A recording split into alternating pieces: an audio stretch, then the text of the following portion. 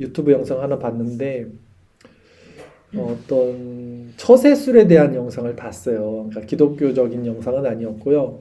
세상 철학, 또 어떤 심리학 이런 거에 기반한 악한 사람들을 만났을 때 대처하는 방법 뭐 이런 내용들이었어요. 우연히 봤습니다. 하나 봤는데 보면서 되게 설득이 되더라고요. 예, 그 내용들이 너무 수용이 되더라고요. 이해가 되고 납득이 되고 아 그래 이렇게 해야지. 이렇게 해야지. 근데 이상하게 제 마음이 너무 불편해지는 거예요. 순간 그때부터 아 너무 이해가 가고 납득이 갔는데 아 그래 저렇게 대하면 되는구나. 처세술이에요.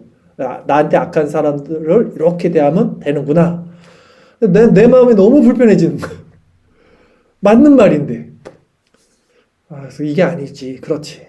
악을 대할 때 선으로 악을 이긴다는 거는 이 세상 방법을 쓰는 게 아니지.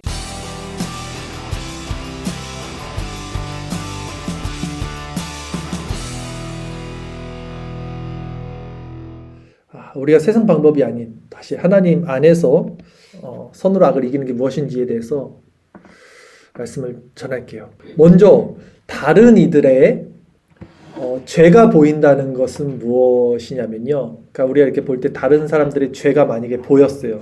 그것은 기본적으로 내 안에 같은 죄의 성향이 있기 때문에 다른 이의 죄가 보이는 것입니다. 똑같은 게 있어서 보이는 거예요. 가늠한 여인에게 돌을 던지려던 사람들 마음에 사실 같은 마음이 있었어요. 가늠하고자 하는 마음. 근데 그걸 못 보고 있었죠. 그래서 예수님이 그 마음을 탁 짚으니까 아무도 돌을 던지지 못했어요, 이제. 예수님이 그 마음을 폭로시키기 전에는 모두 자기 자신은 의인이라고 생각했던 거예요. 마음을 보지 못하고. 그러기에 성도는 상대의 그 악한 모습을 우리가 볼 수 있다면 그것이 또 보인다면 먼저는 그 악한 속성이 지금 내 안에 있음을 발견해야 돼요. 이게 세상과 달라요. 세상 그 유튜브에서는 이런 얘기를 안 해요. 처세술에 대해서 얘기하는데 그게 아니라는 거예요. 악을 악으로 갚지 말고 선으로 악을 이길 수 있는 방법은 여기서 일어나는 거예요. 이제 자 들어보세요. 그래서 성경에도 이런 말씀이 예수님께서 먼저 내 눈에 들보를 빼고 다른 이들의 있는 눈에 가시를 빼라. 들보가 큰 거죠. 이걸 빼야지 다른 이들도 도와줄 수 있다는 거예요. 가시를 뺄 정도로. 즉 하나님의 은혜로 내 안의 죄를 먼저 보고 이걸 진정 회개를 해야지 다른 이들 안에 있는 죄가 내 안에 있는 죄와 동일한 본질이라는 사실을 알게 되고 그때 그들을 도울 수 있어요. 그들을 볼 때 이제 미워할 수가 없는 거예요. 그렇게 되면. 그것이 내 안에 동일하게 있는 죄의 모습이니까. 모두 하나님 앞에 긍휼함을 입어야 할 자로 보이는 거예요. 나도 그 사람도. 요 관점이 생기는 거죠. 이 관점이 생기는 게요. 신분주의예요. 이게 신분주의예요. 그러니까 내 관점에서 봤을 때는 이 사람이 악하게 한 것이 싫었는데 그 죄가 내 안에 있다는 것을 알고 보니까 이 사람이나 나나 다 하나님의 긍휼을 받아야 되는 입장이구나. 이런 관점이 생기는 게 되게 중요해요. 사람들이 이 관점이 생기지 않으니까 내가 기준이 돼서 자꾸 상대방을 보고 이게 미워하고 악하게 하는 거예요. 자기가 선하게 심판자가 되는 거죠. 그게 인본주의예요. 그게. 그러니까 이게 지금 제가 말씀드린 게 복음주의권과 개혁주의가 나눠지는 지점입니다. 이게 어떻게 나눠지냐면 복음주의는 이제 알미니엄주의라고 칭할게요. 제가 어떤 인간의 자유의지를 말하고 있는 이 복음주의권에서는요. 이 문제를 절대 해결하지 못해요. 지금 이 문제. 그러니까 선으로 악을 이긴다는 거에 대한 것을 성경적으로 풀어내지 못해요. 왜냐? 주체 항상 나니까. 관점이 항상 내 관점으로 보니까.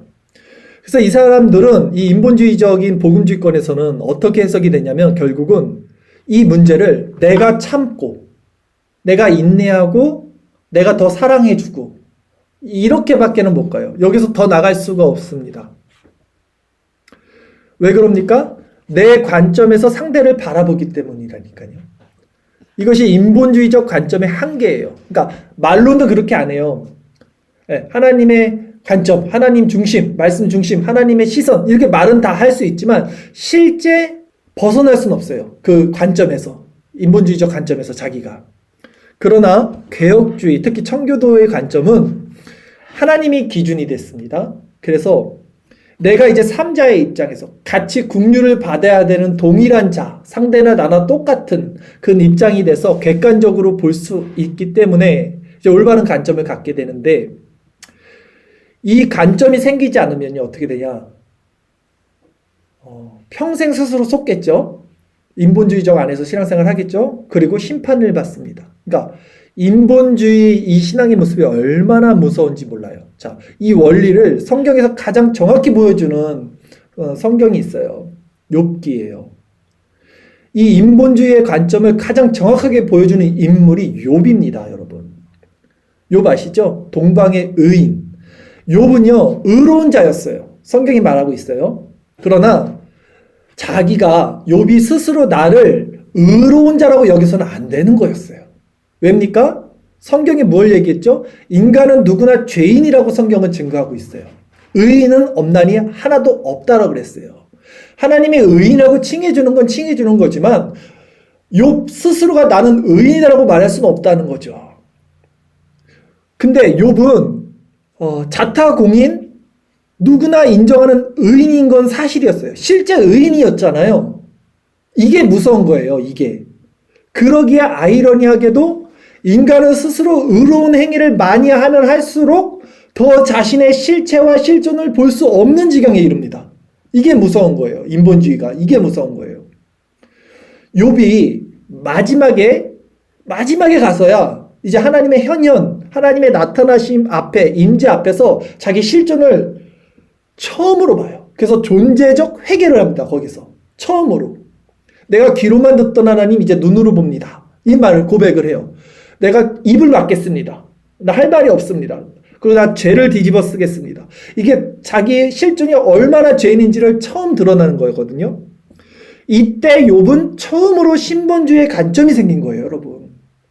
이 지점이 뭔지를, 이게 인사이트가 탁 와야 돼요, 지금. 자기에게 이거를 대입을 해야 된다고요.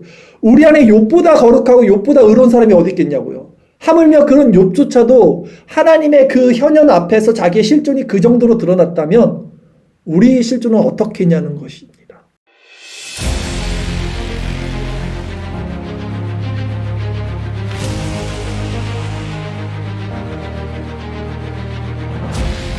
그러니까 인간은 마음의 죄를 보지 못하기에 중심에는 여전히 자기 자신이 살아 있습니다.